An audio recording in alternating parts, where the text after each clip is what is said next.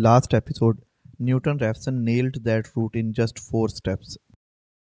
But what if you do not have the derivative, no formula, or one too messy to differentiate?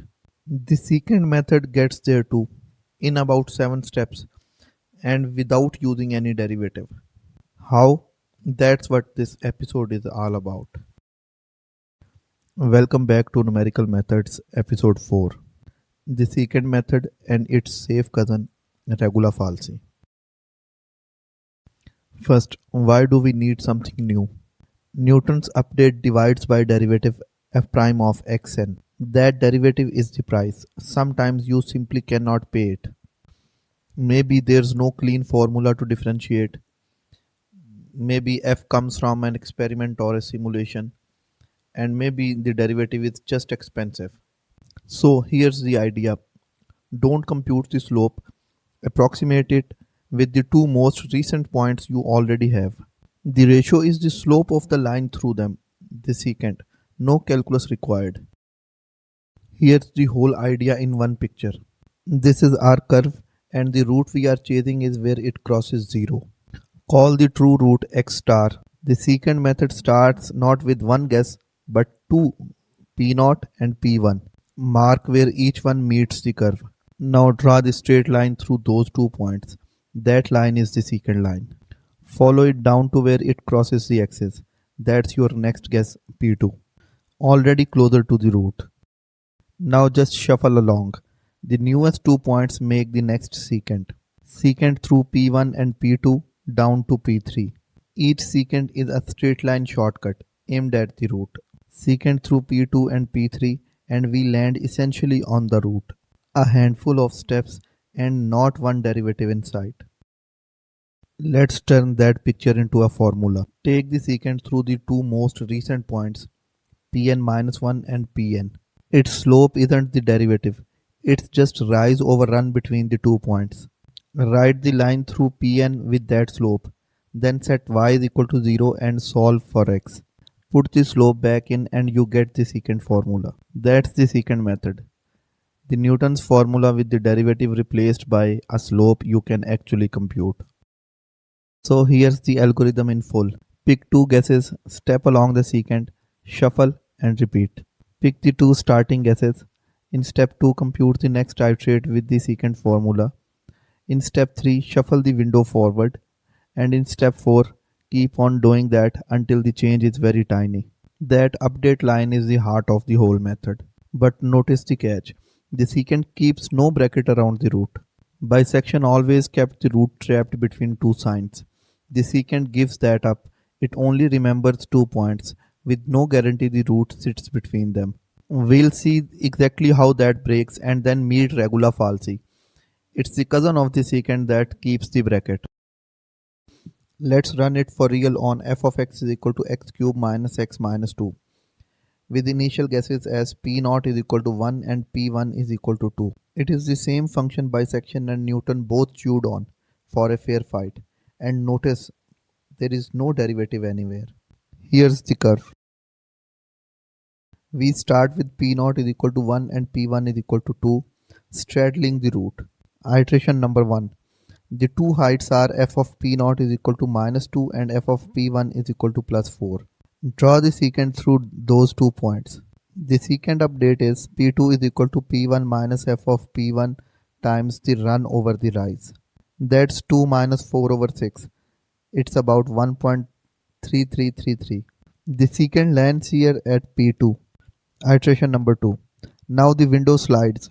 We use p1 and p2. New secant through p1 and p2. p3 is equal to p2 minus f of p2 times the run over the rise. It's about 1.4627. Land at p3 closing in. The rest fits neatly in a table. Here it is. Watch f collapse. Minus 2 plus 4. Then it tightens.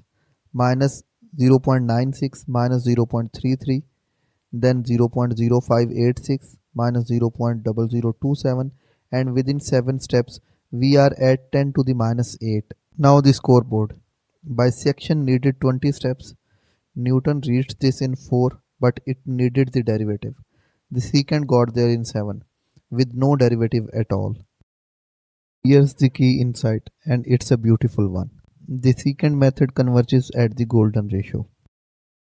That sits right between bisection's linear order of 1 and Newton's quadratic order of 2. And it buys that speed with just one function value per step and not a single derivative.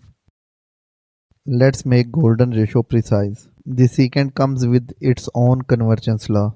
The next error is roughly a constant times the current error raised to the power. So En plus 1 is C times En to the 1.618, where En is how far Pn sits from the true root x star. It holds under the familiar conditions. F is smooth near the root is simple, and your two seeds start close enough. Why phi? Because the error obeys a two-step recurrence. Each new error is proportional to the product of the previous two. Guess that error shrinks at a fixed power q, match the exponents, and q solves q square is equal to q plus 1, whose positive root is the golden ratio. And here's the practical punchline. Newton is order 2, but it costs 2 evaluation a step, f and f prime. The secant is order 1.618 at just 1 evaluation per evaluation. The secant often wins. The secant is fast, but without a bracket it can misbehave. Here are the two ways it slips. Our test curve crosses 0 at square root of 2. Failure 1. Pick two guesses whose heights happen to match, say minus 1 and plus 1. The chord through them is perfectly flat. A flat line never reaches 0. There's no next guess.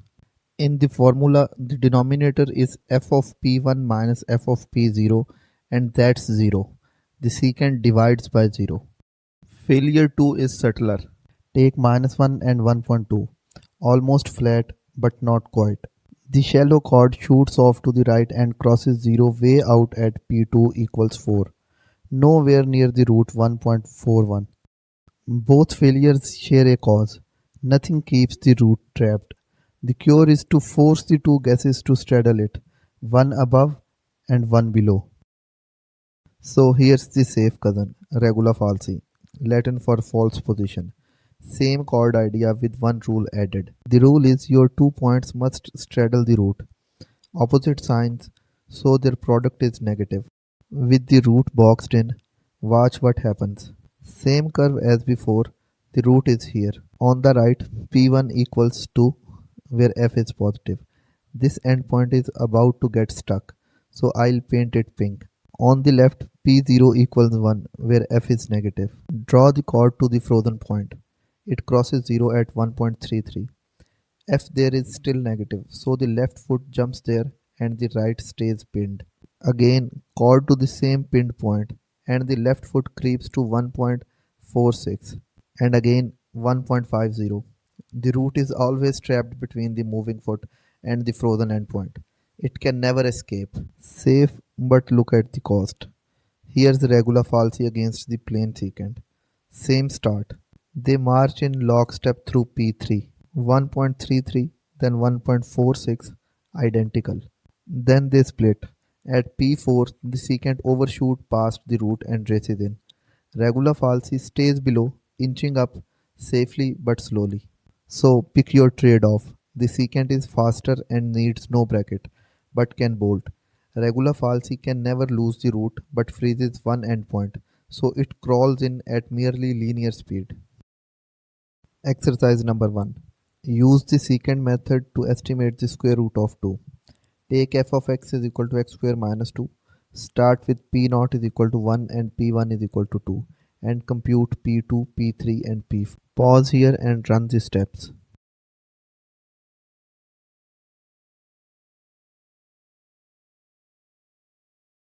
Here's the run. From 1 and 2 you get 1.33, then 1.4, then 1.415, and f collapses towards 0.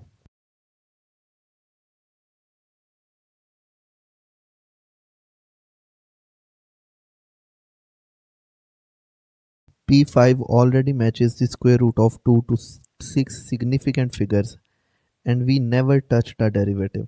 6 correct digits, no calculus required. Exercise 2. A beautiful one.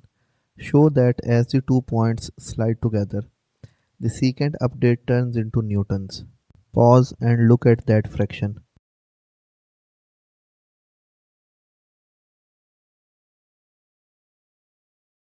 Start from the secant step. That fraction is just 1 over the slope between the 2 points, a difference quotient. And as Pn minus 1 slides into Pn, the slope becomes exactly the derivative. Substitute back and the secant update collapses into newtons. The secant is just Newton with a finite difference derivative. Exercise 3 is a challenge. You run the secant method on f of x is equal to x square minus 2 with p naught is equal to minus 1 and p1 is equal to 1. The very first step explodes. Why? Pause and compute f at both points.